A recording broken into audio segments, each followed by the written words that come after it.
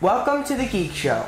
I'm Anthony for New York Tech Geeks. This is Joe, and he's going to start us off with some OnePlus 2 rumors. Now, we don't know much about the OnePlus 2. We haven't heard many leaks because there's been no one leaking it besides the company with these small leaks. All we know is that the processor is going to be a Snapdragon 810, it's going to be a version 2, so there's most likely going to be no overheating. It's going to be about 4 gigabytes of RAM, which I think is a lot for a phone. Some computers only have 4 gigabytes. It's going to have a 5.5-inch 1080p display, which isn't bad at all. I think that's exactly what the iPhone 6 Plus has. And it's going to be below $450. I'm thinking $449. The OnePlus 2, it could be a very interesting concept because for people that are on like T-Mobile and they don't want to pay monthly for their phone and they still want a very powerful flagship powered phone, they can easily just buy the OnePlus 2, but the invite system might not be too easy to buy it. But if you get lucky to be blessed with an invite, you can get the OnePlus 2 flagship power, not such a flagship price.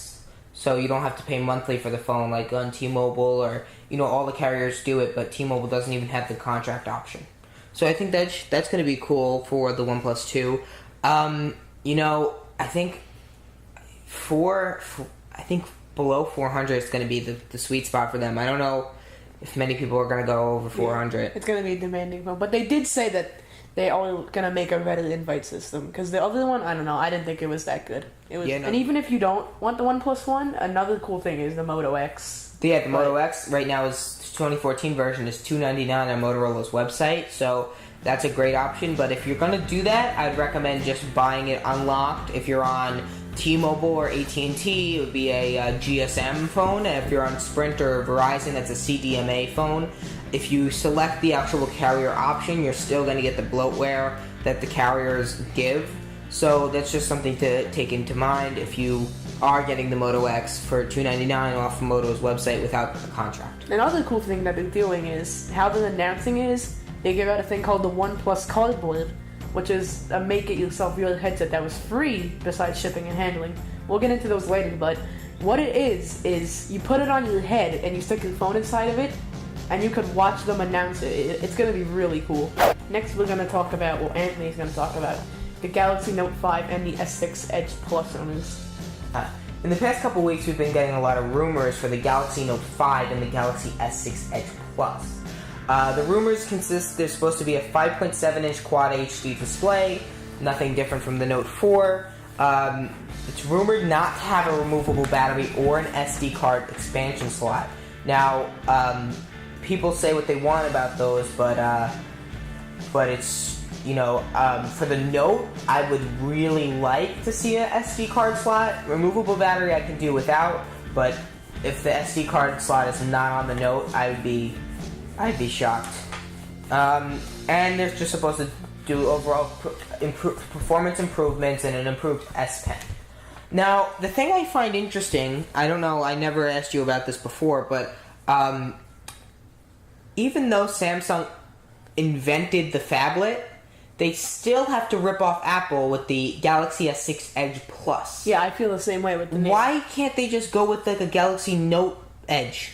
Or the Galaxy Note Edge 2, because that one already happened. And speaking of names, HTC did the same thing. The HTC One M9 Yeah, Plus. they did that too.